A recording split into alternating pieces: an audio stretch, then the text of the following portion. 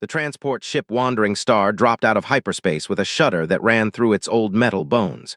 Captain Vex Thornton stood on the observation deck, watching as the massive space station grew larger in the viewport. Nexus Prime was the biggest trading hub in the outer sectors, a place where 100 different alien species came together to do business, make deals, and sometimes settle old scores. Standing beside the captain was his newest crew member, and he still was not sure what to make of her. Elena Chen was small by human standards, standing just over 5 feet tall with a thin frame that made her look like a strong wind might knock her over. Her dark hair was pulled back in a simple ponytail, and her brown eyes seemed to take in everything around her without giving anything away. She had come aboard 3 weeks ago at a backwater station, answering their call for a general maintenance worker. The pay was low, the work was hard, and most people with any sense would have passed on the opportunity. But Elena had accepted without asking questions, and she had proven to be a quiet, efficient worker who kept to herself. "First time on Nexus Prime?" Vex asked, trying to make conversation. Elena shook her head slowly. "No, Captain, I have been here before." That was another thing about her. She never offered more information than was necessary. Vex had served with all kinds of humans over his 20 years in space, and he had learned to read people. But Elena Chen was like a blank page. He could not figure out her story, and that bothered him more than he wanted to admit. The docking procedure took another hour, and then the crew was given shore leave. Most of them scattered immediately, eager to spend their pay on drinks, entertainment, and the various pleasures that Nexus Prime had to offer. Elena hung back, waiting until the others had left before making her way down the boarding ramp. Vex watched her go, a small figure disappearing into the crowded corridors of the station. Something about her made him uneasy, though he could not put his finger on exactly what it was. The main commerce level of Nexus Prime was a riot of colors, sounds, and smells. Aliens of every shape and size moved through the wide corridors, speaking in a dozen different languages. Automated translators hummed in the air, converting speech into something approximating understanding. Elena moved through the crowd with practiced ease, slipping between larger beings without drawing attention to herself.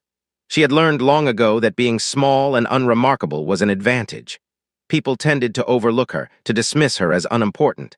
That suited her purposes just fine.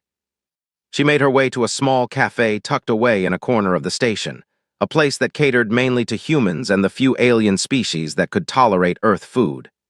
The owner, a heavyset man named Marcus, looked up as she entered and gave her a small nod of recognition. "The usual?" he asked. Elena nodded and took a seat at a table near the back, positioning herself so she could see both exits. Old habits died hard. Marcus brought her a cup of strong coffee and a plate of simple food. "Been a while," he said quietly. "Thought maybe you had found what you were looking for." "Not yet," Elena replied, "but I am getting closer." Marcus studied her for a moment, then shook his head. "You know, most people who come through here are running away from something. You're the only one I've ever met who seems to be running toward trouble." Elena allowed herself a small smile. "Trouble and I are old friends." She ate her meal in silence, watching the flow of traffic outside the cafe window. Nexus Prime was a crossroads, a place where information flowed as freely as credits. If she was patient, if she watched and listened, she would find what she needed. It happened 3 hours later, as she was making her way back toward the docking bays. A group of Corvani warriors came strutting down the corridor, their large bodies forcing other beings to scramble out of their way. The Corvani were a reptilian species, standing nearly 7 feet tall with thick scales and powerful limbs. They had a reputation for violence and a cultural belief that strength was the only thing that mattered. Elena stepped aside to let them pass, keeping her head down in the manner of someone who did not want to attract attention. But one of the Corvani, a particularly large specimen with dark green scales and a jagged scar running down his face, stopped in front of her. "Human," he growled, his translator turning the word into something that sounded like an insult. "You are in my path." Elena looked up at him, her expression neutral. "I apologize, I will move." She tried to step around him, but the Corvani moved to block her. His companions gathered around, forming a loose circle. Other beings in the corridor hurried past, not wanting to get involved. "I do not think you understand," the scarred Corvani said, leaning down until his face was close to hers. His breath smelled like rotten meat. "When a Corvani warrior speaks, lesser beings kneel." Elena met his eyes without flinching. "I meant no disrespect. I'm just trying to return to my ship." The Corvani reached out and grabbed her arm, his clawed hand wrapping completely around her bicep. "You will kneel, human. You will show proper respect, or I will teach you what happens to those who defy the Corvani." For a long moment, Alina did not move. Then, slowly, she began to lower herself toward the ground. The Corvani warriors laughed, pleased to see another weak human bending to their will. But Alina was not kneeling. She was shifting her weight, dropping her center of gravity in a way that would look submissive to anyone who did not know what they were seeing. "That is better," the scarred Corvani said. "Perhaps humans can be trained after all." Alina's hand came up faster than any of them could follow. Her fingers struck the pressure point at the base of the Corvani's wrist, and his grip on her arm released instantly. Before he could react, she had spun inside his reach, her elbow driving into the soft tissue under his jaw. The Corvani warrior dropped like a stone, his massive body hitting the deck with a thud that echoed through the corridor. His companions stood frozen for a half-second, their minds unable to process what had just happened. That was all the time Alina needed. She moved through them like water flowing around rocks. Her strikes were precise, economical, targeting the vulnerable points that every species possessed. Nerves, joints, soft tissue. She hit where it hurt the most with the minimum amount of effort. One Corvani swung at her with a massive fist. She ducked under the blow and drove her palm into his knee, hyperextending the joint. He screamed and fell. Another tried to grab her from behind. She twisted, using his momentum against him, and sent him crashing into one of his companions. In less than 10 seconds, all 5 Corvani warriors were on the ground, groaning in pain or unconscious. Alina stood in the middle of them, not even breathing hard. The corridor had gone silent. Beings who had been hurrying past had stopped to stare. Alina became aware of the attention and felt a flicker of annoyance. She had not meant to reveal herself like this. 5 years of careful hiding, of playing the role of a nobody, and she had thrown it away in a moment of anger. But she could not bring herself to regret it. The Corvani had needed to learn that their size and strength did not make them invincible. And perhaps, just perhaps, word would spread. Perhaps the right ears would hear about a small human woman who had taken down 5 Corvani warriors without breaking a sweat. Perhaps they would come looking for her. Alina stepped over the groaning bodies and continued on her way, ignoring the stares that followed her. Behind her, she heard whispers starting, the beginning of a story that would spread through Nexus Prime like wildfire. She was halfway to the docking bay when she realized she was being followed. Her shadow was good, maintaining just the right distance, using the crowd for cover. Most people would never have noticed. But Alina was not most people. She had been trained by the best, and that training had included recognizing when she was being watched. She ducked into a side corridor, moving quickly but not running. The corridor led to a maintenance area, less crowded than the main thoroughfares. Alina found a storage alcove and pressed herself into the shadows, waiting. Her follower appeared a moment later, a tall figure in a dark cloak with the hood pulled up to hide their face. They moved with a fluid grace that spoke of training, and Alina felt her muscles tense as she prepared for a fight. But the figure stopped in the middle of the corridor and spoke in a voice that was clearly meant to carry. "I am not your enemy, Alina Chen. I come with information." Alina did not move from her hiding spot. "How do you know my name?" The figure reached up and pulled back their hood, revealing a face that was partly human and partly something else. Cybernetic implants traced lines across their skull, and their eyes glowed with a faint blue light. "I know many things," the stranger said. "I know that you were once a member of the Obsidian Protocol, the most elite special operations unit in the Earth Defense Force. I know that you were court-martialed 6 years ago for disobeying orders, and that you have been searching for something ever since. I know that what you seek is connected to what happened on Kepler Station." Alina stepped out of the shadows, her hands ready at her sides. "You know a lot. Now tell me who you are and what you want." The stranger smiled, an expression that looked strange on their modified face. "My name is Cypher. I am what you might call an information broker, and what I want is to help you find the people who destroyed your unit." Alina felt her heart skip a beat. For 6 years, she had been chasing ghosts, following leads that went nowhere, searching for answers that seemed just out of reach. The official story was that her unit had been killed in a training accident, but Alina knew the truth. She had been there, she had seen what really happened. "Why would you help me?" she asked. "Because the people who killed your friends are the same people who took something from me," Cypher replied. They call themselves the Syndicate, and they operate in the shadows of every major government in the galaxy. They are the hidden hand that pulls the strings of power. I have heard rumors, Elena said, but no one has ever been able to prove they exist. Cypher nodded. That is because they are very good at what they do, but I have spent years gathering evidence and I finally have a lead. There is a man here on Nexus Prime, a former Syndicate operative who wants out. He has information that could expose their entire network, but he will only speak to someone he can trust. And you think he will trust me? He knew your commander, Colonel Sarah Reeves. They served together before she joined the Obsidian Protocol. When he heard that one of her soldiers was still alive and asking questions, he reached out to me. Elena's jaw tightened at the mention of Colonel Reeves. Sarah had been more than her commander. She had been a mentor, a friend, and the closest thing Elena had to family after her parents died. Watching her die on Kepler Station had broken something inside Elena that she was not sure could ever be fixed. Where do I find this man? Elena asked. Cypher produced a small data chip and held it out. This contains a location and a time. He will meet you tomorrow at midnight station time. Come alone and unarmed. Elena took the chip but did not pocket it. How do I know this is not a trap? You do not, Cypher admitted. But you have been chasing answers for 6 years without getting anywhere. This is the best lead you have ever had. Are you really going to walk away from it? Elena considered for a long moment. Cypher was right. She had spent years in the shadows, gathering scraps of information, never getting close to the truth. This could be her chance to finally find justice for her fallen comrades. Or it could be a trap that would end with her dead, in some forgotten corner of the station. But Elena had stopped being afraid of death a long time ago. The only thing that frightened her now was the possibility of dying without knowing the truth. I will be there, she said. Cypher nodded and turned to leave. One more thing, Elena Chen, the Syndicate knows you are alive. They have known for years. The fact that they have not killed you suggests that they want something from you. Be careful. And then they were gone, disappearing into the shadows as smoothly as they had appeared. Elena stood alone in the corridor, the data chip clutched in her hand. For the first time in years, she felt something that might have been hope.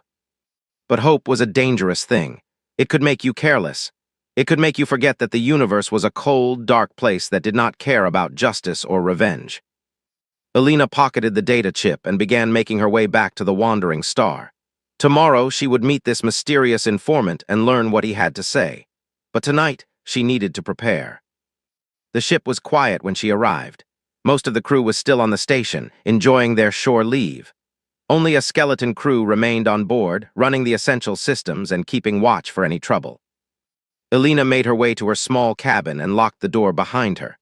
The room was barely big enough to hold a bed, a small desk, and a storage locker. She had not accumulated many possessions in her years of wandering. She sat down on the bed and pulled out the data chip, turning it over in her fingers. Such a small thing to hold so much promise. From under her mattress, she retrieved a flat case that she had managed to hide from the crew. Inside was a collection of items that she had kept hidden for years. A folded uniform with the Obsidian Protocol insignia, a photograph of her unit, taken just days before the massacre, and a pair of combat gloves, the kind used by Earth Defense Force special operators, made of a material that could withstand almost any impact and channel kinetic energy with devastating efficiency. She ran her fingers over the photograph, studying the faces of the people who had been her family. Colonel Reeves stood in the center, her silver hair cropped short and her weathered face showing the hint of a smile. Around her stood the 12 members of the unit, each one handpicked for their unique skills. Elena found her own face in the photo, younger and less haunted than the face she saw in the mirror now. She had been the smallest member of the team, the one that outsiders always underestimated. But the colonel had seen something in her, a potential that Elena herself had not recognized. You have a gift, Colonel Reeves had told her once. You see things that others miss. You move in ways that should not be possible. I do not know where you came from, but I know what you can become. Under the colonel's guidance, Elena had become the unit's infiltration specialist. She could go anywhere, blend in with anyone, and complete objectives that would have been impossible for larger, more obvious operators. Her small size, which had been a source of mockery in her earlier years, became her greatest asset. But all of that had ended on Kepler Station. Elena closed her eyes and let the memories wash over her, as painful as they were. The mission had seemed routine. A corporate research facility had reported a breach of quarantine, and the Obsidian Protocol had been sent to investigate and contain any threats. What they had found was a slaughter. The facility was filled with the bodies of researchers and security personnel, all of them killed by weapons that left no marks on their bodies. It was as if they had simply stopped living. And then the Syndicate had sprung their trap. Elena still did not know exactly what had happened. One moment her unit was moving through the corridors of the station, alert for any danger. The next moment, everyone around her was falling, clutching their heads and screaming in agony. Everyone except Elena. Whatever weapon the Syndicate had used, it had not affected her. She had watched, helpless and horrified, as her entire unit collapsed and died. Colonel Reeves had lasted the longest, her iron will keeping her on her feet for a few precious seconds. She had looked at Elena with eyes full of pain and said 3 words before she fell. "Find them, survive." And then Elena had been alone. The official inquiry had been a farce. The government claimed that a malfunction in the station's life support systems had released a toxic gas, killing everyone on board. Elena's survival was attributed to a faulty seal in her suit that had, ironically, prevented the gas from reaching her. Elena had known it was a lie. She had seen the attackers, shadowy figures who had moved through the station after her unit fell, collecting data and removing evidence. She had hidden in a maintenance shaft and watched them work, memorizing their faces and their movements. When she had tried to tell the truth, she had been silenced. Court-martialed on trumped-up charges, her record erased, her existence officially ended. They had meant to kill her in prison, she was sure of it, but she had escaped before they could finish the job. For 6 years, she had been hunting them, moving from station to station, world to world, gathering information and building a picture of the enemy she faced. The Syndicate was vast and powerful, with tendrils reaching into every major government and corporation in the galaxy. They operated in the shadows, manipulating events for their own mysterious purposes. And now, finally, she had a chance to strike back. Elena opened her eyes and carefully replaced the items in the case, sliding it back under her mattress. Tomorrow would be a dangerous day. She needed to rest while she could. But sleep did not come easily. Her mind kept returning to the faces of her fallen comrades, to the Colonel's final words. "Find them, survive." Elena intended to do both. The next day passed slowly. Elena went through the motions of her duties on the ship, performing maintenance tasks and avoiding conversation with the other crew members. None of them knew who she really was, and she intended to keep it that way. As evening approached, she slipped away from the ship without being noticed. The location on Cypher's data chip was a warehouse in one of the lower levels of the station, a section that was home to smugglers, criminals, and others who preferred to operate outside the law. Elena made her way through the dimly lit corridors, her senses alert for any sign of danger. She had left her combat gloves hidden on the ship, honoring the instruction to come unarmed. But unarmed was a relative term when you were a living weapon. The warehouse was a large, empty space filled with stacked shipping containers. Elena entered through a side door and immediately moved into the shadows, scanning for any sign of movement. "You are early," a voice said from somewhere above her. Elena looked up and saw a figure standing on a catwalk near the ceiling. A man, middle-aged, with graying hair and a face that looked like it had seen too much. "I like to be prepared," Elena replied. "Are you the informant?" The man began making his way down a metal staircase, his footsteps echoing in the empty space. "My name is Victor Marsh. I used to be a coordinator for the Syndicate. I spent 20 years helping them destroy lives, and now I am trying to make amends." "Why come forward now?" Victor reached the bottom of the stairs and stepped into the light. Up close, Elena could see the weariness in his eyes, the weight of guilt that he carried. "Because I am dying," he said simply. "Cancer. The doctors give me 6 months at most. I spent my whole life doing terrible things for terrible people, and I want to do something good before the end." Elena studied him, looking for any sign of deception. "What do you know about what happened on Kepler Station?" Victor's expression darkened. "I know everything. I was the one who planned the operation. I was the one who gave the order to kill your unit." Elena felt a cold rage building inside her, but she forced herself to remain calm. "Then, why am I not killing you right now?" "Because I can give you something more valuable than revenge," Victor replied. "I can give you the truth. I can tell you why the Syndicate exists, what they are really doing, and how to stop them." Talk. Victor nodded and began to walk slowly among the shipping containers, as if he needed to move to speak. The syndicate was founded almost 100 years ago, during the first wave of human expansion into space. A group of powerful individuals came together with a shared vision. They believed that humanity was destined to rule the galaxy, but only if we were properly guided. Guided by them, I suppose. Of course, they saw themselves as the shepherds of the human race, directing our development from the shadows. At first, their goals were almost noble. They invested in technology, funded research, and helped establish the colonies that would become the backbone of our civilization. Victor stopped and turned to face her. But power corrupts. Over the decades, the syndicate became something else. They stopped caring about humanity's future and started caring only about their own power. They manipulated governments, started wars, and eliminated anyone who threatened their control. And my unit. Your unit was getting too close to the truth. Colonel Reeves had been investigating a series of unexplained deaths among high-ranking military officials. She did not know it, but she was following a trail that led directly to the syndicate. We could not allow that investigation to continue. Alina's hands had clenched into fists, but she forced herself to breathe. What about the weapon? What did they use to kill everyone? Victor's face grew even more troubled. That is the most disturbing part. The syndicate has been developing technology that is years, perhaps decades, ahead of anything in the public sector. The weapon used on Kepler Station was a neural disruptor, a device that overloads the brain's electrical signals, causing instant death. But it did not affect me. No, and that has been a source of great concern for the syndicate ever since. They have spent years trying to understand why you survived. Some believe you have a genetic anomaly that makes you immune to neural weapons. Others think it was just a malfunction in the device. Alina remembered the shadowy figures she had seen on the station, the way they had seemed to be searching for something. They were looking for me. After my unit fell, they were searching the station. Victor nodded. They wanted to capture you, study you, find out why the weapon failed, but you escaped before they could find you. Since then, they have been watching you, waiting to see what you would do.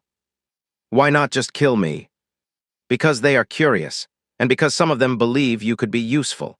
A person immune to their most powerful weapon would be a valuable asset. Alina felt sick. The idea that the people who had murdered her friends had been watching her all along, treating her like some kind of experiment, was almost too much to bear. You said you could tell me how to stop them, she said, forcing her voice to remain steady. How? Victor reached into his coat and produced a small data drive. This contains everything. Names, locations, financial records, operational details. Enough information to expose the syndicate and bring them down. Alina reached for the drive, but Victor pulled it back. There is a catch. The data is encrypted. The only person who can decrypt it is a former syndicate scientist named Dr. Helena Cross. She defected 3 years ago and has been in hiding ever since. Find her and you will have everything you need. Where is she? I do not know. She disappeared completely, and even the syndicate has not been able to find her. But I know someone who might be able to help you, a pilot named Jack Harrow. He was the one who helped Dr. Cross escape. If anyone knows where she is hiding, it is him. Victor handed her the drive and a second data chip. The drive contains the encrypted files. The chip contains information about Jack Harrow, including his last known location. Alina took both items and secured them in a hidden pocket. Why are you trusting me with this? You do not know me. Victor smiled sadly. I know enough. Sarah Reeves was the finest officer I ever encountered. She only recruited the best, and she believed in you enough to make you part of her team. That is recommendation enough for me. He turned and began walking toward the exit, but paused after a few steps. One more thing. The syndicate knows that I am planning to defect. They will be coming for me soon. When they do, they will learn that I met with you. You need to leave Nexus Prime as quickly as possible. What about you? Victor shrugged. I told you I am dying anyway. At least this way my death will mean something. Before Alina could respond, she heard a sound that made her blood run cold. The warehouse doors were being forced open. Victor's eyes widened. They found us. Go now. Alina grabbed his arm. Come with me, I can get you out. Victor shook his head and pulled a small pistol from his coat.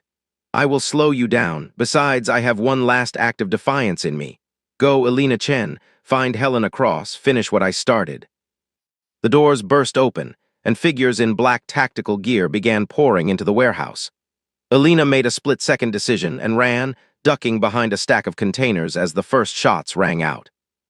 Behind her, she heard Victor's pistol firing, followed by the heavier sound of automatic weapons. She did not look back. She could not afford to. She found a ventilation shaft and pulled herself inside, crawling through the narrow space with practiced ease. Her small size was an advantage now, allowing her to fit where her pursuers could not follow.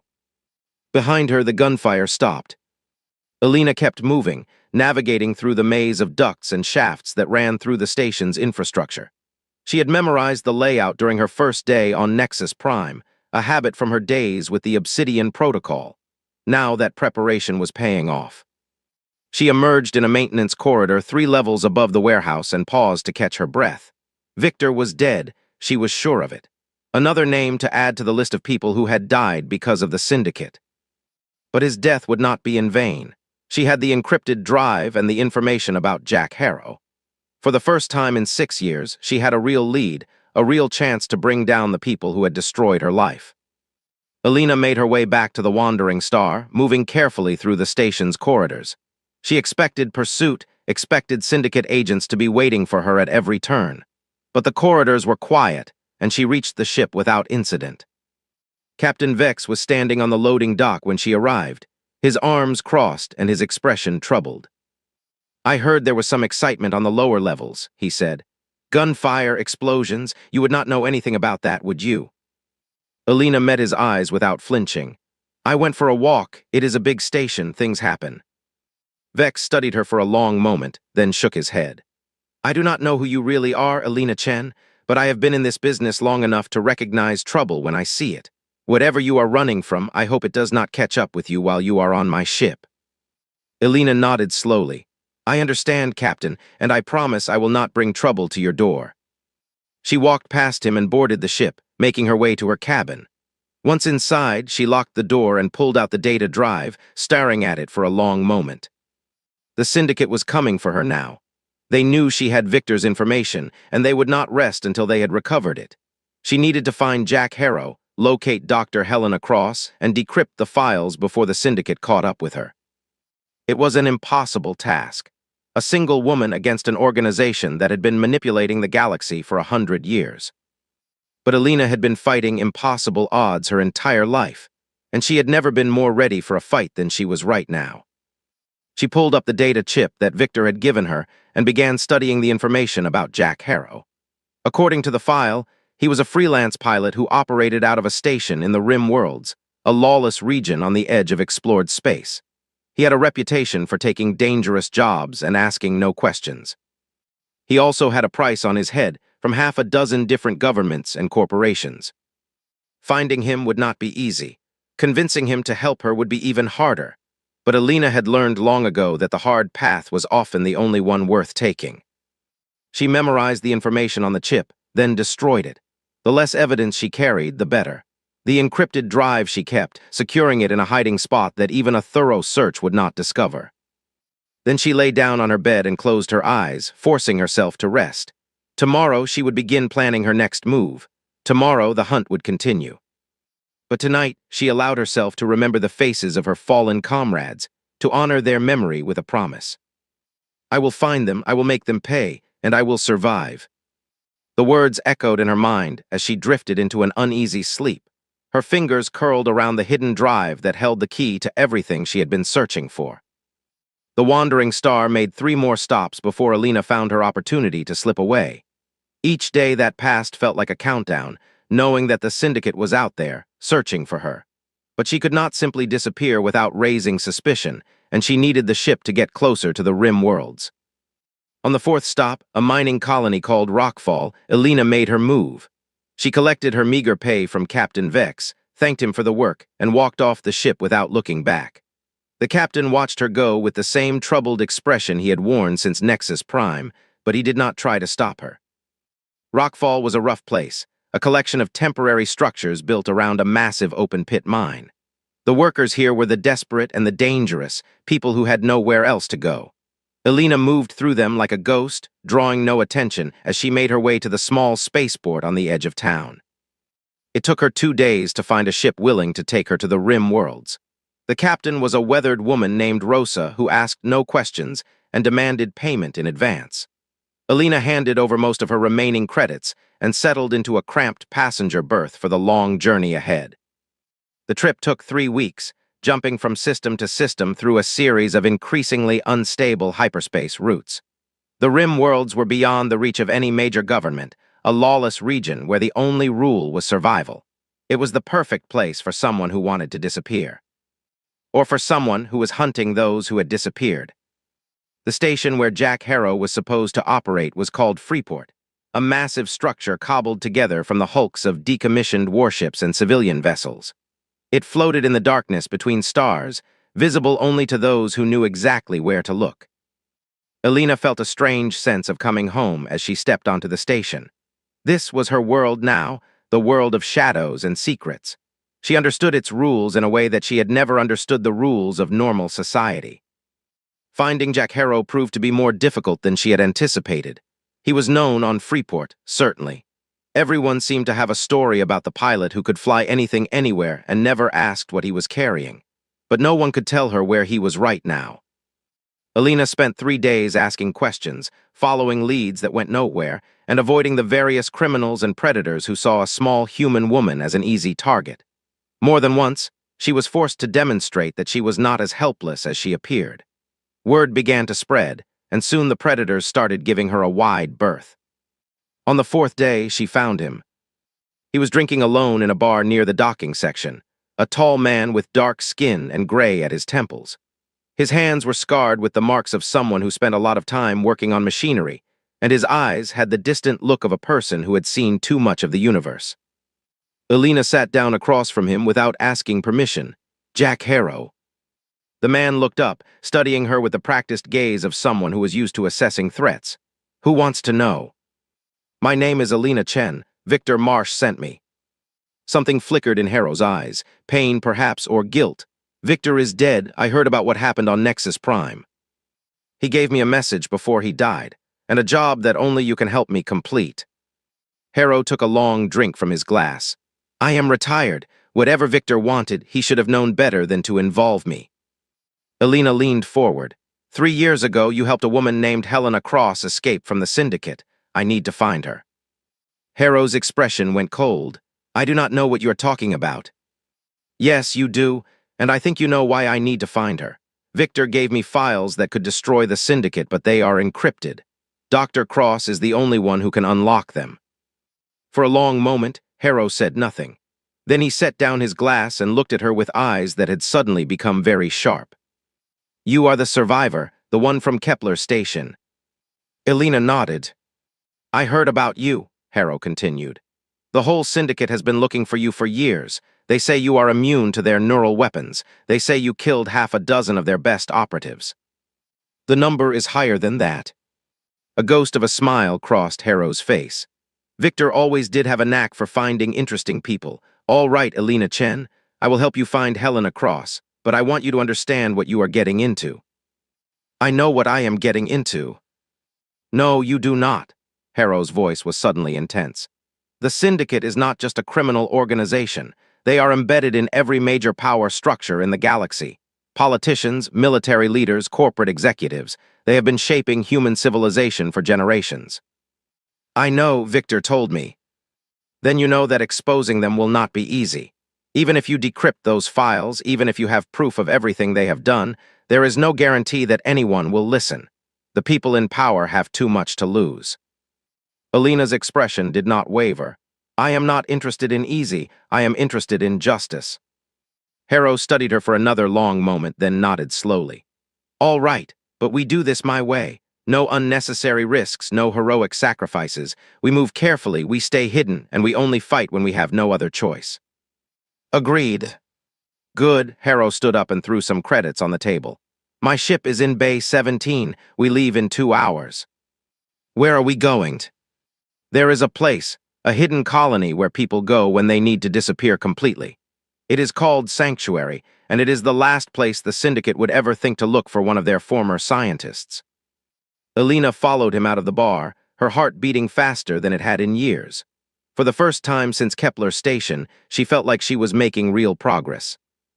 Harrow's ship was called the Nightwind, a sleek vessel that looked faster than it had any right to be. It was old but well-maintained, and Alina could tell from the modifications that Harrow had spent years turning it into something special. "She does not look like much," Harrow said as they boarded, "but she has got me out of more tight spots than I can count. Best ship in the rim, if I say so myself." Alina ran her hand along the bulkhead, feeling the steady thrum of the engines. "You built her yourself."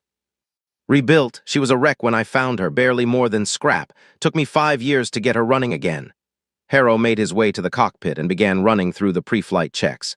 "You know anything about ships?" "I can fly. Basic navigation, emergency procedures." "Good enough. You can take a shift at the controls during the long stretches. Sanctuary is a week away, assuming we do not run into any trouble." They launched without incident and cleared the station's traffic pattern. Harrow set a course that took them away from the main shipping lanes into the empty spaces between systems where only smugglers and outcasts ventured.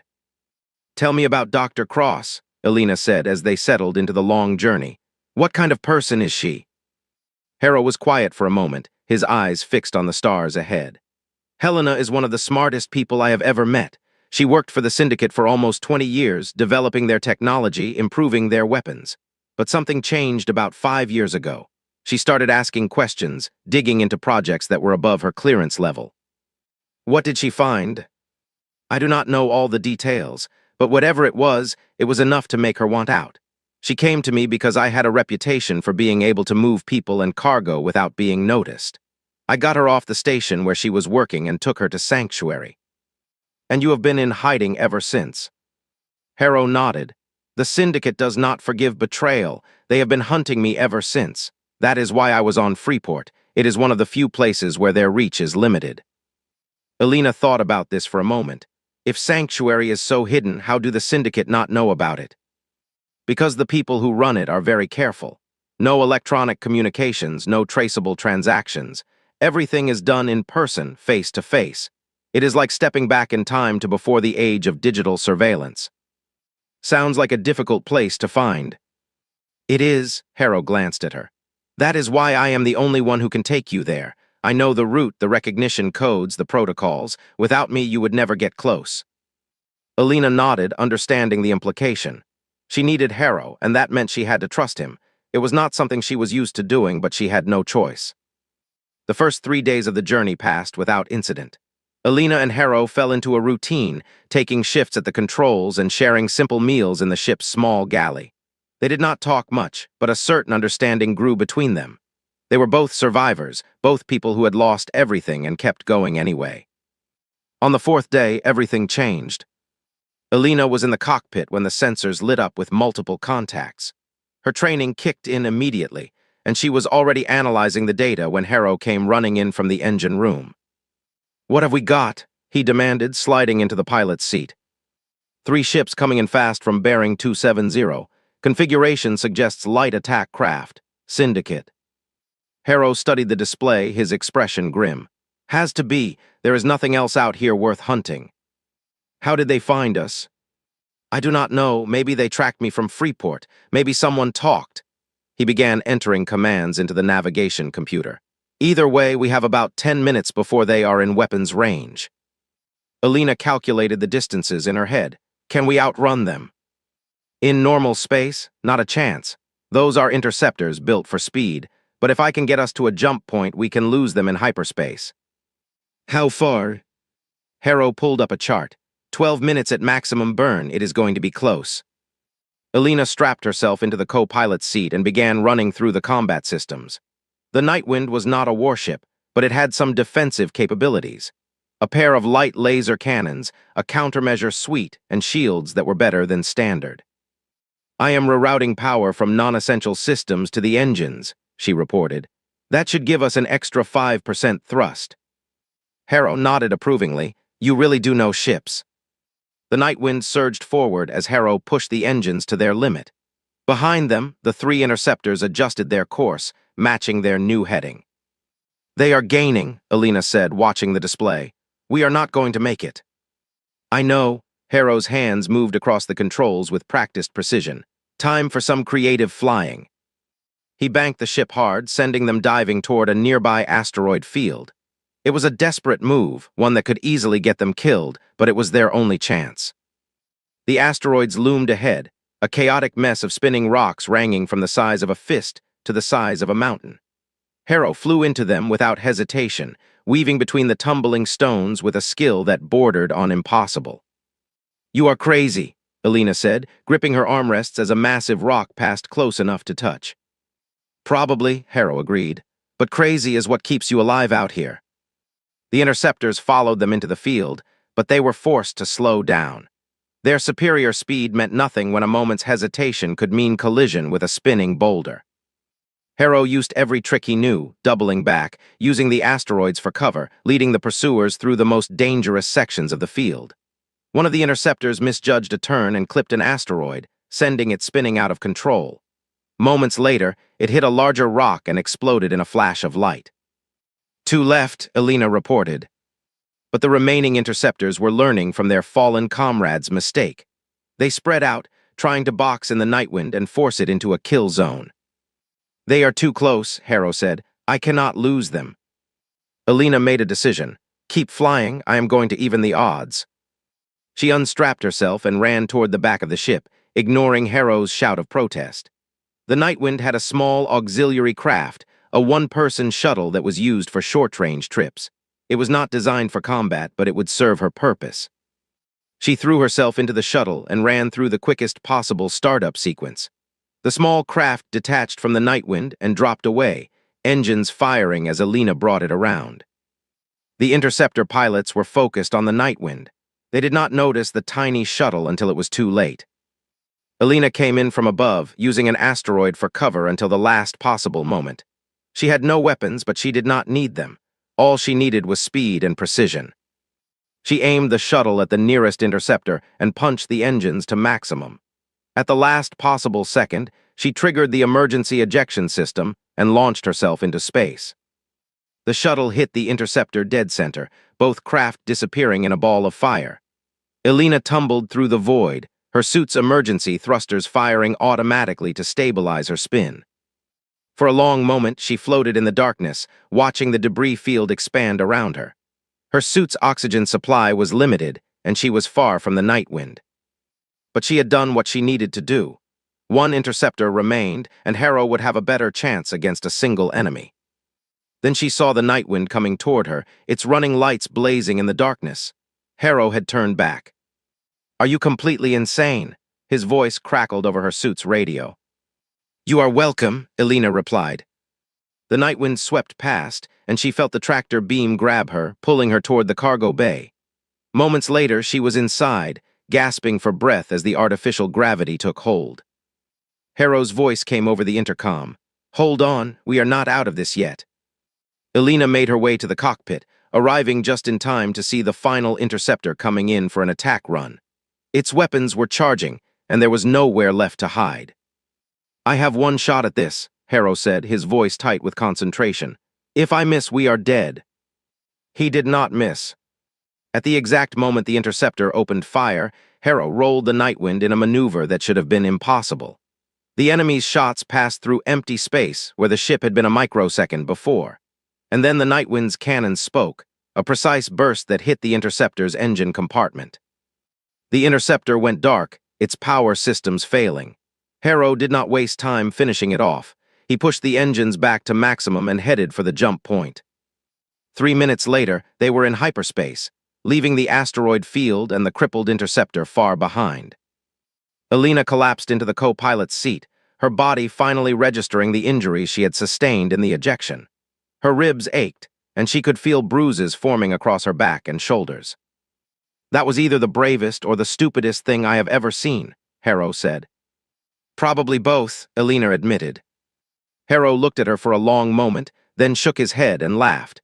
It was the first time she had heard him laugh, and it transformed his face, making him look years younger.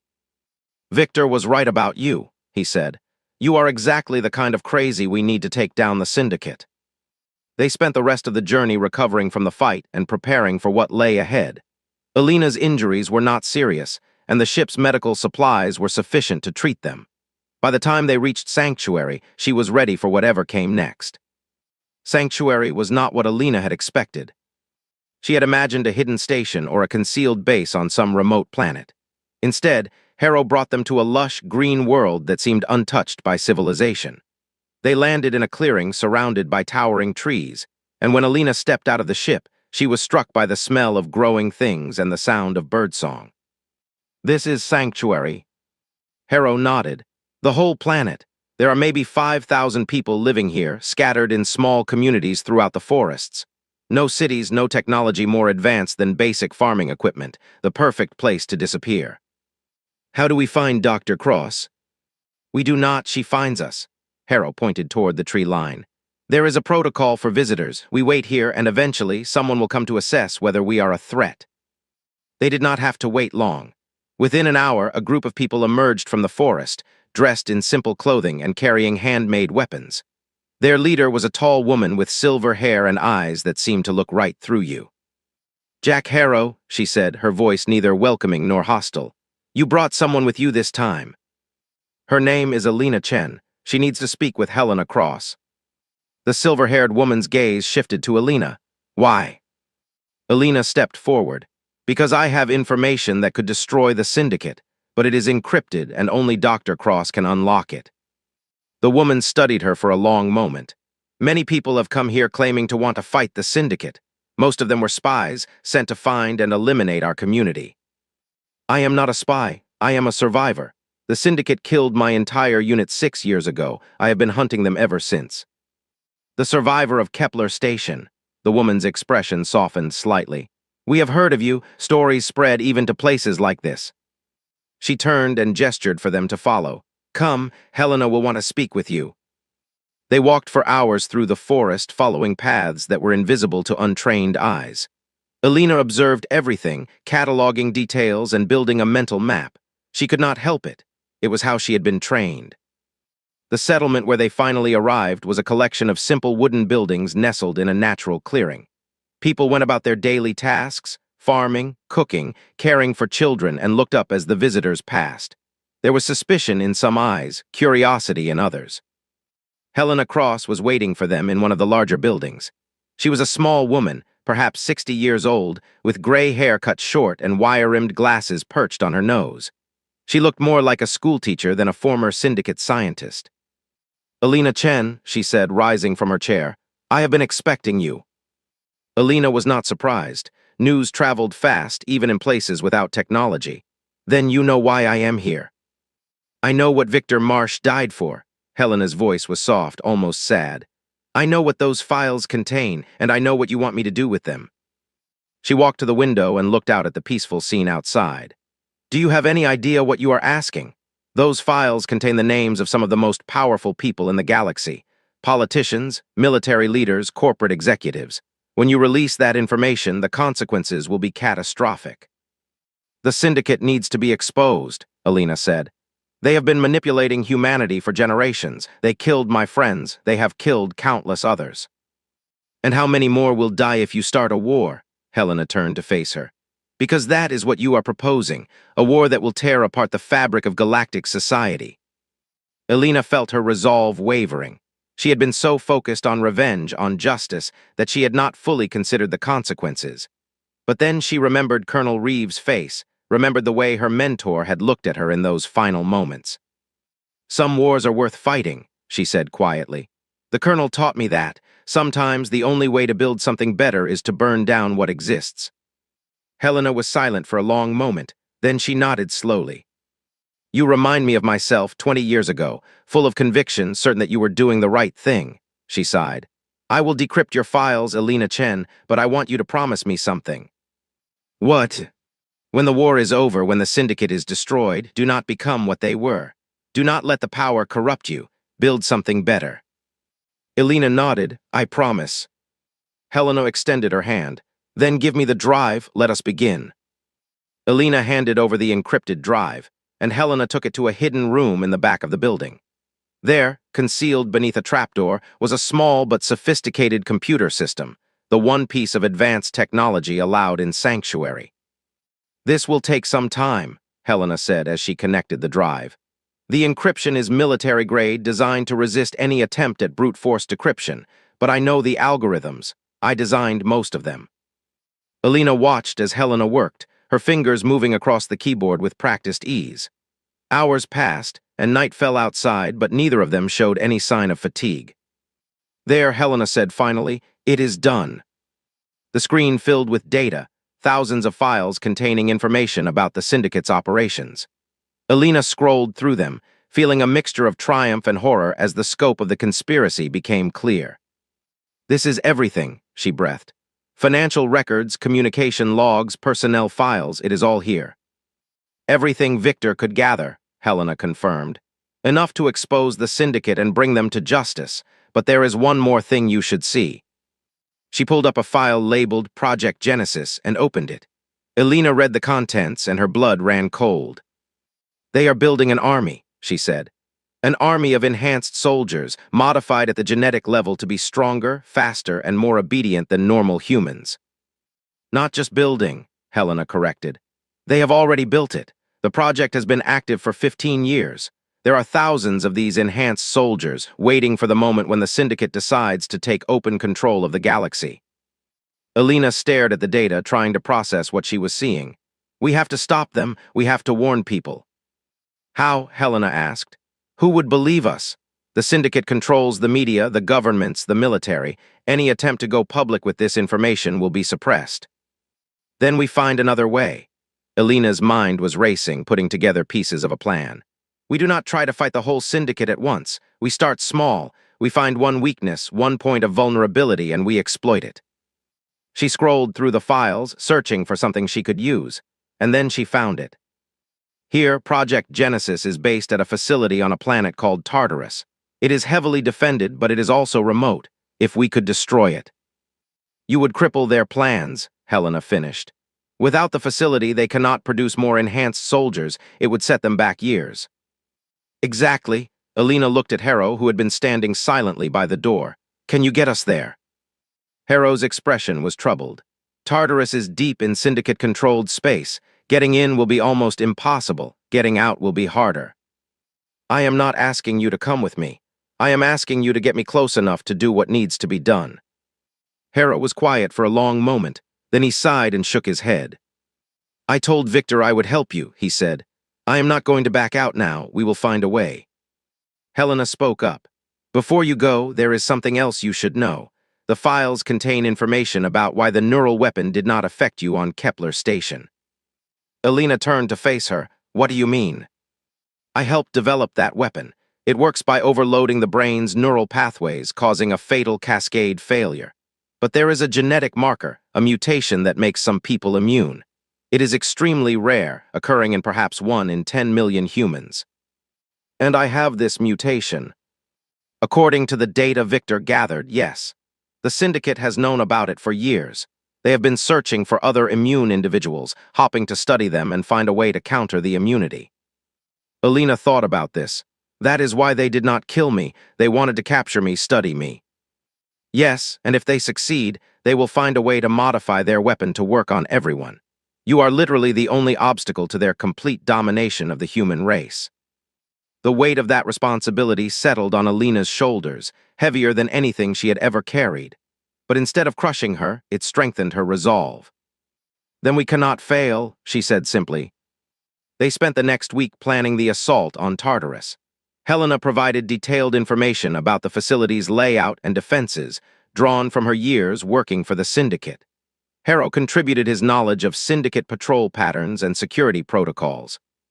Alina trained every day, pushing her body to its limits and beyond. She ran through the forests, practiced combat techniques against trees and rocks, and spent hours meditating to sharpen her focus. On the morning of the 8th day, they were ready. "There is a supply convoy heading to Tartarus in 3 days," Harrow said, spreading out a chart of the system. "If we can intercept it and take one of the ships, we can use its identification codes to get through the outer defenses." "And then," Alina asked, "we land at the main port and try to look like we belong. Once inside, you will have to find your way to the central processing facility. That is where the enhanced soldiers are grown and conditioned." "What about security?" Heavy, guards, automated systems, probably some of the enhanced soldiers themselves. You will have to be careful. Alina studied the map, committing every detail to memory. I can do it, but I will need a distraction to get inside. I can provide that, Harrow said. Once you are in position, I will create some chaos at the landing port. That should draw most of the security forces away from the interior. And then you get out. No matter what happens to me, you get out and deliver the decrypted files to someone who can use them. Harrow started to protest, but Alina cut him off.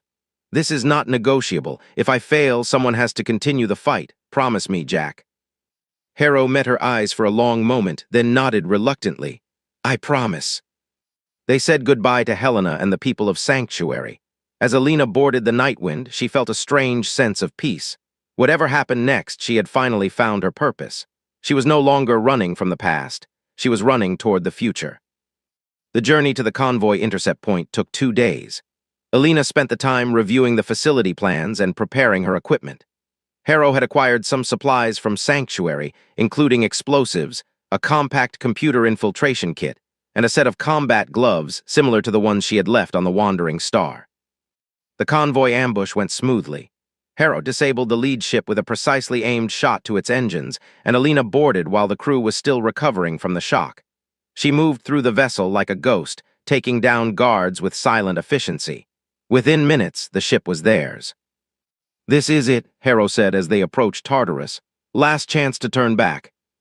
Alina looked out at the planet below. It was a harsh, rocky world, its surface scarred by volcanic activity and industrial exploitation. The Syndicate had chosen well. No one would come here by accident. No turning back, she said. Let us finish this. They entered the atmosphere and made their approach to the landing facility. Alina held her breath as they transmitted the stolen identification codes, but the response came back green. They were in. The landing port was a massive complex, bustling with activity. Ships of all sizes came and went, delivering supplies and personnel to the secret facility. Alina slipped out of the cargo hold while Harrow distracted the port workers with a fabricated maintenance issue. She moved quickly through the facility, using the ventilation shafts and maintenance tunnels to avoid the main corridors. The layout matched Helena's information perfectly, and she made good progress toward her objective. But as she approached the central processing facility, she encountered something she had not expected. A child. The girl could not have been more than 10 years old, with pale skin and dark hair that fell past her shoulders. She was dressed in a simple gray uniform, and her eyes had the distant look of someone who had seen too much. You should not be here, the girl said. Her voice was calm, almost emotionless. The security teams will find you. Alina froze, unsure how to respond. Who are you? My designation is Subject 17. I'm a product of Project Genesis. The girl tilted her head, studying Alina with unnerving intensity. You are the one they have been searching for, the immune. How do you know that? I know many things. They designed us to be perfect soldiers, but they gave us minds capable of learning. Some of us have learned more than they intended. Alina heard shouts in the distance, the sound of running feet. Her distraction was working, but it would not last forever. Can you help me? She asked. Do you know where the main processing systems are? Subject 17 was silent for a moment, then she nodded. I will show you, but you must promise to take me with you when you leave. Done. The girl led her through a series of hidden passages, corridors that were not on any of Helena's maps. They emerged in a vast chamber filled with row upon row of glass tanks, each one containing a figure suspended in greenish fluid. The soldiers, Subject 17 said. There are thousands of them waiting to be awakened. Alina stared at the tanks, horror washing over her. Each one of those figures was a human being, created and conditioned to serve the Syndicate, an army of the damned. Where are the main systems? The girl pointed to a control room overlooking the chamber. There, but it is heavily guarded. Alina looked at the explosives she carried. She had brought enough to destroy the processing equipment, but not enough to take out the entire chamber. If she wanted to stop Project Genesis, she would have to find another way. Is there a self-destruct system? Subject 17 nodded. All Syndicate facilities have one, but it requires command-level authorization. Can you access it? The girl's eyes flickered, and Alina saw something that might have been hope. I can try. They never thought to restrict my access to the computer systems. I was just a test subject after all. They made their way to the control room, avoiding the few guards who remained at their posts. Elena took them down silently, while Subject 17 accessed the facility's systems. I have it, the girl said, but the self-destruct sequence requires 2 confirmations from different locations, one here and one in the main security center. Elena thought quickly. Can you trigger your half and delay the countdown long enough for me to reach the security center? I can give you 10 minutes, maybe less. It will have to be enough. Elena placed a hand on the girl's shoulder. When it is done, get to the landing port. My friend is there with a ship. Tell him Elena sent you. Subject 17 looked up at her with eyes that were suddenly much older than they should have been. You are going to die. Maybe, but if I do, it will be for something that matters. Elena ran. She pushed her body to its absolute limit, moving faster than she had ever moved before. Guards tried to stop her, and she went through them like a force of nature. The combat skills she had honed over years of training came together in a seamless flow of violence and precision. She reached the security center with 2 minutes to spare. The room was full of guards, more than she had expected. They were the enhanced soldiers, the products of Project Genesis, and they were faster and stronger than normal humans. But Elena was not a normal human either. She exploded into motion, her combat gloves amplifying the force of her strikes. She targeted nerve clusters, pressure points, the vulnerable spots that even enhanced bodies could not protect. The soldiers fell, one after another, but more kept coming. 90 seconds. She fought her way to the main console, leaving a trail of unconscious and disabled bodies behind her. Her ribs were cracked, her shoulder was dislocated, and blood ran from a dozen small wounds. But she was still standing. 60 seconds. Her fingers flew across the console, entering the authorization codes that Helena had provided. The system accepted them, and a countdown appeared on the screen. 30 seconds. Elena turned to face the remaining soldiers, knowing she would never make it out in time. But that was all right. She had done what she came to do. Project Genesis would be destroyed, and the files would expose the Syndicate to the galaxy. The Syndicate would fall, she had made sure of it. 20 seconds.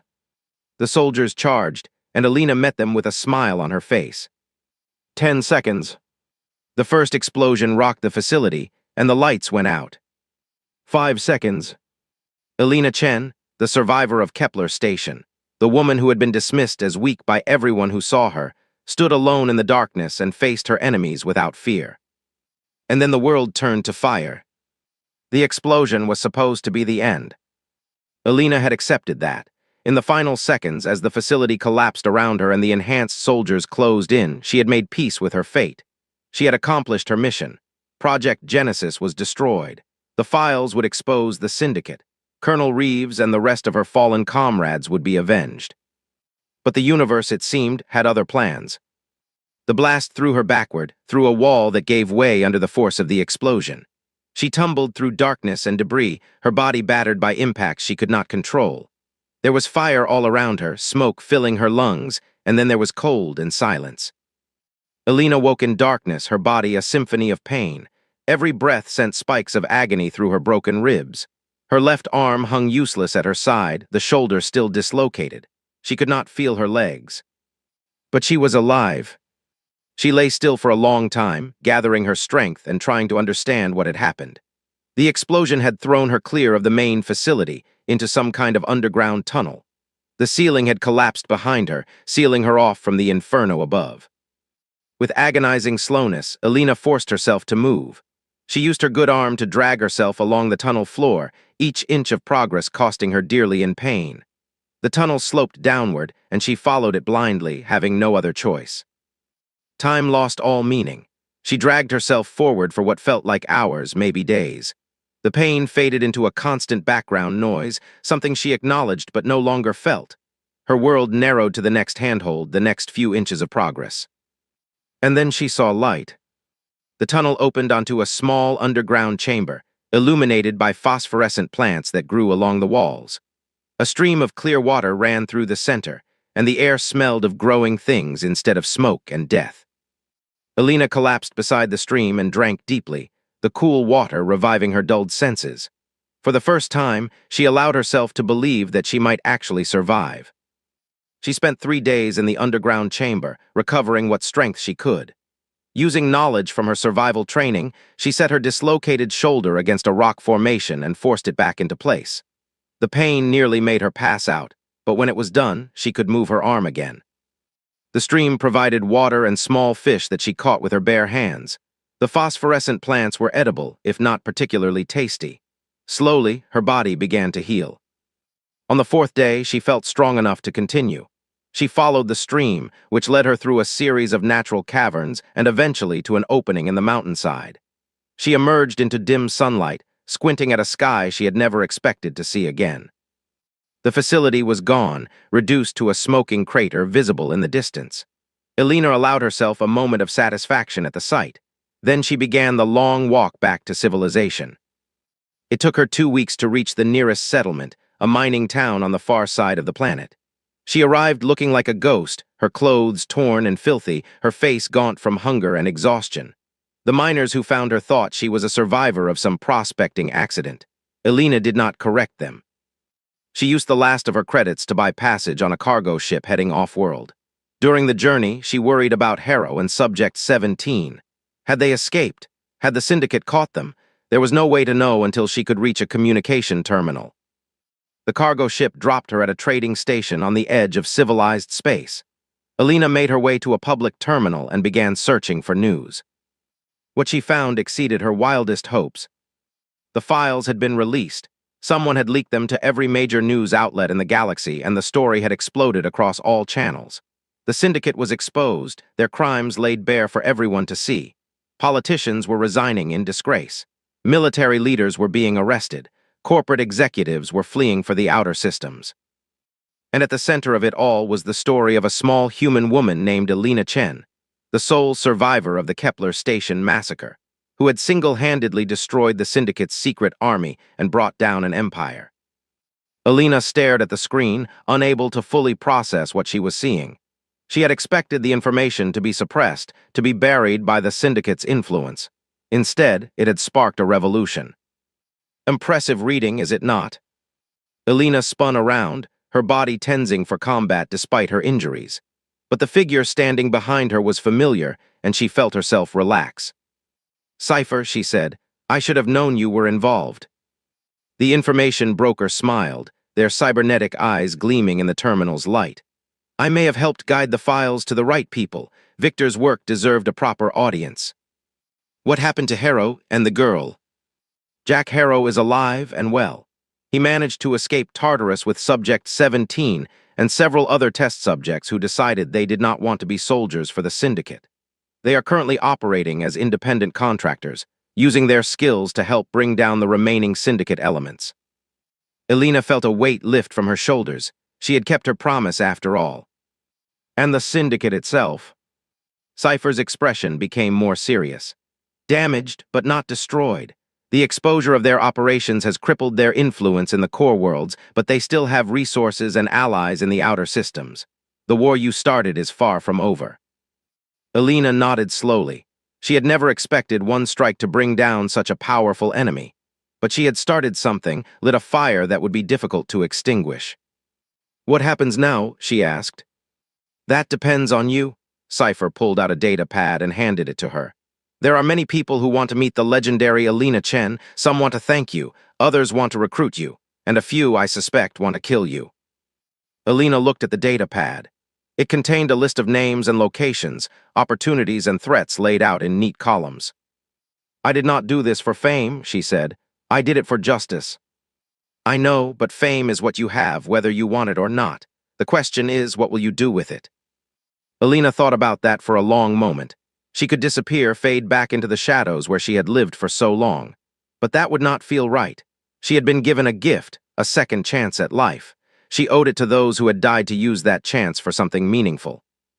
"I will keep fighting," she said finally, "until the Syndicate is truly destroyed, until everyone who was involved in the massacre at Kepler Station has faced justice." Cypher nodded as if they had expected nothing less. "Then I suggest you start with this." They highlighted one of the entries on the data pad. It was a location in the core worlds, a planet called New Geneva. and the name associated with it made Alina's blood run cold. Admiral Marcus Kane, the man who had signed the order to destroy her unit, the man who had personally overseen the cover-up, the highest-ranking military official to be exposed by the leaked files. He is under house arrest pending trial, Cypher explained. But his lawyers are working to delay the proceedings, and there are rumors that he is planning to escape before he can be brought to justice. Then I need to get there first. Cypher smiled. I thought you might say that. There is a ship waiting for you at Docking Bay 12, fast, well-armed, and completely untraceable. Consider it a gift from those of us who appreciate what you have done. Alina took the data pad and secured it in her jacket. Then she extended her hand to Cypher. Thank you for everything. Cypher shook her hand, their grip surprisingly warm for someone with so much cybernetic enhancement.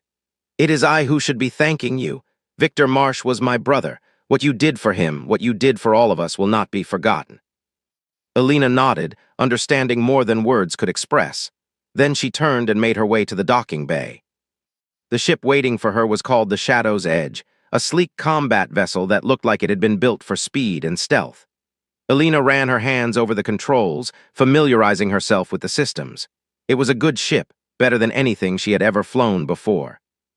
She set a course for New Geneva and engaged the hyperdrive. The journey gave her time to think, to process everything that had happened. She had started this mission seeking revenge, but somewhere along the way, it had become something more. She was not just fighting for herself anymore. She was fighting for everyone who had been hurt by the Syndicate, everyone who had been crushed by their hidden power.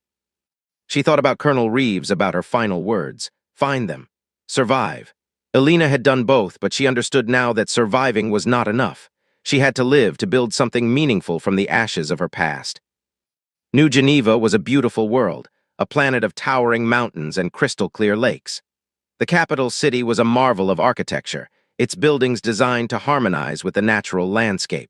It was hard to believe that such a peaceful place could be home to one of the galaxy's greatest war criminals. Admiral Kane's estate was located on the outskirts of the city, a sprawling compound surrounded by high walls and sophisticated security systems. The government had assigned a detail of guards to watch over him, ostensibly for his own protection. Alina spent 3 days observing the compound, mapping the patrol patterns and identifying weaknesses in the security. She could have tried to go through official channels to ensure that Kane faced trial, but she knew too well how easily the powerful could manipulate the system. Justice delayed was justice denied, and she was not willing to take that risk. On the 4th night, she made her move. The security systems were good, but Alina was better. She slipped through the perimeter like a shadow, avoiding cameras and motion sensors with practiced ease. The guards never saw her, never knew she was there. She found Kane in his study, a luxurious room filled with books and artwork. He was sitting at his desk, reviewing documents by the light of a single lamp. He looked older than she remembered from the photographs, his face lined with stress and his hair completely gray. Admiral Kane, Alina said, stepping out of the shadows. Kane looked up and his face went pale. How did you get in here? The same way I got into your secret facility on Tartarus, the same way I got the files that exposed your crimes. Alina moved closer, her footsteps silent on the thick carpet. Did you really think you could hide from me? Kane reached for a button on his desk, but Alina was faster. She crossed the room in a blur of motion and pinned his hand to the surface, her grip like iron. Call for help and you will be dead before they reach the door. Is that what you want? Kane's eyes darted around the room looking for escape, but there was none. What do you want? He asked, his voice shaking. I want the truth. I want to know why you ordered the massacre at Kepler Station. I want to know why my unit had to die. Kane's jaw tightened. I do not know what you are talking about. Alina increased the pressure on his hand, feeling bones grind together. Do not lie to me. I read the files. I know you gave the order. All right, all right. Kane's resistance crumbled and he slumped in his chair. Colonel Reeves was getting too close. She had discovered evidence of the Syndicate's activities, including my involvement. The decision was made to eliminate her and her team before she could go public. Who made the decision? The Council, the inner circle of the Syndicate.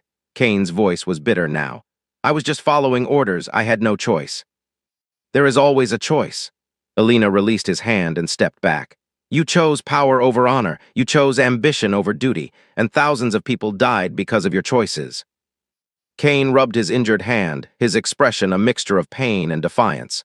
What are you going to do? Kill me? That will not bring back your friends. No, it will not. Elena pulled out the data pad and accessed a recording function. But it will ensure that you pay for what you have done. She spent the next hour interrogating Kane, extracting every detail about the syndicate's organization and operations. Kane talked freely, perhaps believing that cooperation might save his life. He gave up names, locations, accounts, everything Elena needed to track down the remaining members of the conspiracy. When she was done, Elena transmitted the recording to every major news outlet in the system. Kane's confession would be public within hours. "You are finished," she told him. "No lawyer in the galaxy will be able to save you now." Kane stared at her with hatred in his eyes. "You think you have won? The syndicate is bigger than me. They will come for you. They will never stop hunting you." "Let them come." Elena turned toward the window, preparing to leave. "I have been hunted before. It has not worked out well for the hunters." She was halfway through the window when she heard Kane move. She spun around to see him pulling a weapon from a hidden compartment in his desk. But Elena was faster. Her body moved on pure instinct, years of training taking over. She crossed the room in a single bound and struck Kane's wrist, sending the weapon flying. A follow-up blow to his chest knocked him backward, and he crashed into his chair, gasping for breath. Elena stood over him, her expression cold. "That was stupid." Kane wheezed, clutching his chest. "You are making a mistake. Kill me, and they will make you into a martyr for the cause." "I am not going to kill you," Elena said. "Death is too easy for what you have done. You are going to live, and you are going to face justice. You are going to spend the rest of your life in a cell, knowing that everything you worked for has been destroyed." She left him there, surrounded by the ruins of his ambitions. The guards would find him in the morning, along with a copy of his confession. By then, Elena would be long gone. The next months were a blur of action and travel. Elena followed the leads from Kane's interrogation, tracking down syndicate operatives across a dozen systems. Some surrendered peacefully when they learned who was coming for them. Others fought, and those fights never ended well for them. Word spread through the underworld of the small human woman who hunted the syndicate without mercy. They called her the Ghost of Kepler, a name that Elena found darkly appropriate. She was a ghost in many ways, a remnant of a life that had been destroyed years ago. But she was also something new, something that had been forged in the fires of loss and revenge. She was a symbol, a proof that even the most powerful enemies could be brought down by determination and skill. Harrow joined her sometimes, bringing his ship and his skills to particularly difficult operations. Subject 17, who had chosen the name Sarah in memory of Colonel Reeves, became one of her most trusted allies. The girl had grown into a formidable warrior in her own right, using the abilities the Syndicate had given her against her former masters. Together, they dismantled the Syndicate piece by piece. They exposed secrets, freed prisoners, and brought criminals to justice. With each victory, the organization's power diminished, until what had once been a shadow empire became nothing more than scattered remnants hiding in the darkest corners of the galaxy. The final confrontation came on a space station orbiting a dying star. Elena had tracked the last of the Syndicate's inner council to this desolate place, a woman named Director Sophia Crane, who had been the architect of many of their most terrible operations. Crane had gathered the remaining loyal forces for a last stand, determined to either escape or go down fighting. Elena came alone. The station's corridors were eerily quiet as she made her way toward the command center. The remaining Syndicate soldiers had been warned about her, and they waited in ambush at every turn. But Elena had survived too many battles to be caught by such obvious traps. She moved through them like water through stones, her strikes precise and economical. Soldiers fell before they could raise their weapons. Security systems failed at her touch. Every obstacle the Syndicate had prepared dissolved before her relentless advance. Director Crane was waiting for her in the command center, surrounded by the last handful of her guards. She was an elegant woman in her 60s, with silver hair styled perfectly and cold blue eyes that showed no fear. "Elena Chen," she said, "the Ghost of Kepler, I have heard so much about you." "Then you know how this ends." Crane smiled. "Do I? You have been very impressive, I admit. You have done more damage to the Syndicate in 1 year than all our enemies combined have done in a century. but you are still just one woman, and I have something you do not." She pressed a button on her console, and the view screen behind her came to life. It showed a planet, green and blue and beautiful. "New Geneva," Crane said. "Population 8 billion, one of the jewels of human civilization. And in exactly 1 hour, a series of explosions will destroy its atmosphere, killing everyone on the surface." Elena felt her blood run cold. "You are bluffing." "Am I?" Crane's smile widened. "We have had devices hidden on dozens of worlds for decades, insurance against exactly this kind of situation. When I give the word, those devices will be activated. New Geneva is just the beginning. If you do that, you will be monsters. The entire galaxy will hunt you down. The galaxy will be too busy mourning its dead to hunt anyone. And by the time they recover, we will have rebuilt. The Syndicate always survives, Elena Chen. That is our greatest strength." Elena studied Crane's face, looking for any sign of deception. But the director's expression was calm, confident. She believed what she was saying. "What do you want?" Elena asked. "I want you to surrender. You and everyone who has helped you will turn yourselves over to us. In exchange, I will not give the order to destroy New Geneva." Elena was silent for a long moment, weighing her options. She could attack, try to take down Crane before she could transmit the signal. But the guards would slow her down, and Crane's finger was already hovering over the button. Billions of lives against her own. It was not really a choice at all. "All right," Elena said, "I surrender." Crane's expression flickered with surprise. She had not expected it to be that easy. "Drop your weapons and step forward." Elena raised her hands and walked slowly toward the console. The guards moved to surround her, their weapons trained on her every step. "You know," Elena said conversationally, "there is something I have learned in all my years of fighting the Syndicate." "What is that?" "You never look up." Crane's eyes widened as she realized the trap. She spun around, but it was too late. Sarah dropped from the ceiling like a vengeful angel, her enhanced body moving faster than any normal human could follow. She hit two of the guards before they could react, her strikes perfectly targeted to disable without killing. Elena exploded into motion at the same instant. She took down the remaining guards with brutal efficiency, her combat skills honed by years of practice. Within seconds, Crane was alone, surrounded by the unconscious bodies of her protectors. "The detonation signal," Crane gasped, reaching for the console. Elena's hand caught her wrist. "Harrow disabled it 20 minutes ago. While you were giving your speech, he was in your computer system, shutting down every failsafe you had." Crane's face went pale. "That is impossible. Our systems are impenetrable." "They were, but you forgot something important. Helena Cross designed most of those systems, and she has been helping us all along." For the first time, fear showed in Crane's eyes. "What are you going to do to me?" Elena looked at the woman who had ordered countless deaths, who had been willing to murder billions to preserve her power. For a moment, the temptation to end it here and now was almost overwhelming. But that was not who Elena was. That was not who she wanted to be. "You are going to face trial," she said. "You are going to answer for every crime you have committed, and then you are going to spend the rest of your life knowing that everything you built has been destroyed." She turned to Sarah. "Get her to the ship. Harrow has the authorities on their way." Sarah nodded and took custody of the former director. Elena watched them go, then walked to the observation window and looked out at the dying star. It was over. After all these years, all the fighting and running and sacrificing, the Syndicate was finally finished.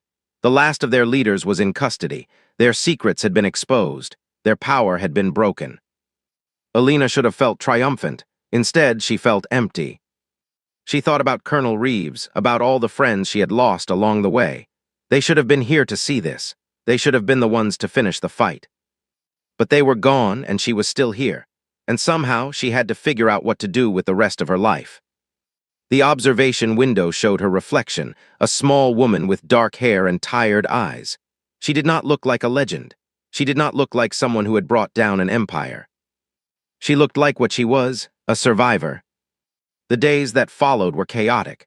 The arrest of Director Crane and the final destruction of the Syndicate made news across the galaxy.